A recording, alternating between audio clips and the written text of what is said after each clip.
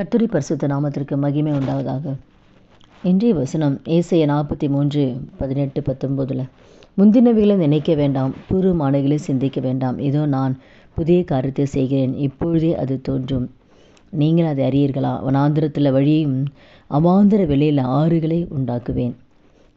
அந்த வார்த்தை கேட்குற ஒவ்வொருத்தர் வாழ்க்கையிலையும் இதுவரை நீங்கள் நடந்த ஒவ்வொரு பாதையும் அது கண்ணீரின் வாழ்க்கையாக இருக்கலாம், அவமானத்தின் வாழ்க்கையாக இருக்கலாம், நிந்தைகள், பாடுகள், ஒவ்வொருத்தர்கள் மத்தியில் நீங்கள் கடந்து வந்திருக்கலாம். எங்கே பார்த்தாலும் தோல்விகள், ஏமாற்றங்கள், எங்கே பார்த்தாலும் அன்பு கிடையாது, எல்லா பக்கமே துன்பத்தின் பாதை கடந்து வந்திருக்கலாம், தரித்திரத்தின் பாதையில் கடந்து வந்திருக்கலாம். ஆனால் ஆண்டவர் என்ன செய்யப்போனா, அதெல்லாம் மறந்துடுங்க. இதுவரை நடந்ததை மறந்துடுங்க. நான் புதிய காரியத்தை நான் செய்ய போகிறேன். பூர்வமானதை சிந்திக்காதீங்க, முன்னிலைகளை நினைக்காதீங்க. ஒரு புதிய காரியம் உங்கள் வாழ்க்கையில் தேவன் செய்ய போகிறாரு. நீங்கள் நினைச்சு பார்க்காத, எட்டாத ஒரு பெரிய காரியத்தை ஆண்டு செய்ய போகிறாரு. வனாந்திரமான உங்கள் வாழ்க்கையில் ஒரு வழியை கர்த்தர் ஆயத்தப்படுத்த போகிறாரு. அதனால் கூட ஒரு புதிய துவக்கம் உங்கள் வாழ்க்கையில் உருவாகுது. ஒரு புதிய நன்மை ஆண்டு உங்கள் வாழ்க்கையில் செய்ய போகிறாரு. ஒரு புதிய ஆசீர்வாதத்தை கர்த்தர் கொடுக்க போகிறாரு.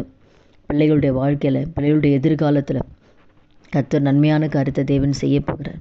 திருமண காரியத்தில் ஒரு புதிய காரியம் தேவன் செய்ய போகிறார்.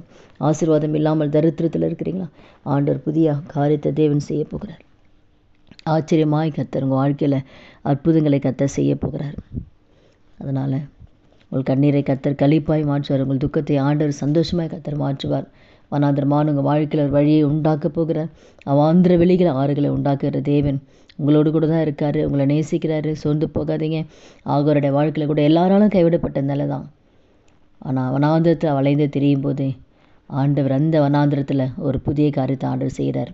தண்ணீர் இல்லாமல் என் பிள்ளை மறிச்சிருன்னு சொல்லி அழுது கொண்டு ஆகாரன் வாழ்க்கையில் ஆண்டவர் அங்கே தண்ணீர் துறவை காண்பித்து அந்த தண்ணீரை அந்த குழந்தைக்கு கொடுத்து ஆண்டவர் புதிய காரியத்தை செய்கிறார். அப்போது அந்த குழந்தையுடைய ஜீவனை கர்த்தர் காப்பாற்றி வாக்குத்தத்தத்தை கொடுத்து அந்த மகளை ஆசீர்வதித்து அனுப்புகிறார். அதே போல் தான் உங்கள் வாழ்க்கையில் கூட ஆகாரை போல் எல்லாராலும் கைவிடப்பட்ட நிலையில் இருக்கிறீங்களா? வனாந்தரமான உங்கள் வாழ்க்கையில் கர்த்தர் நீரூற்றி உருவாக்க போகிறார். அதனால் சோர்ந்து போகாதீங்க. கர்த்தர் உங்கள் கூட இருக்கிறாரு, உங்களை நேசிக்கிறாரு, பெரிய காலம் செய்வார். ஜெபிக்கலாமா? துதிகள் மத்தியில் வாசம் செய்கிற நல்ல தகப்பனே, இயேசுவின் நாமத்தில் உடைய சமூகத்தில் வருகும். இந்த வார்த்தை கேட்குற ஒவ்வொருத்தர் வாழ்க்கையில் ஆண்டவர் புதிய காரியத்தை நீங்கள் செய்ய போகிறீங்க. அதுக்காக நன்றி ராஜா.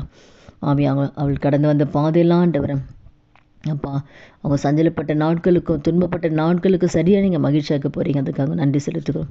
புதிய காரியத்தை செய்து ஒவ்வொருவரையும் சாட்சியாக நிறுத்த போகிற தயவுக்காக நன்றி. இயேசுவின் நாமத்தில் ஜெபிக்கிறோம் நல்ல பிதாவே, ஆமீன்.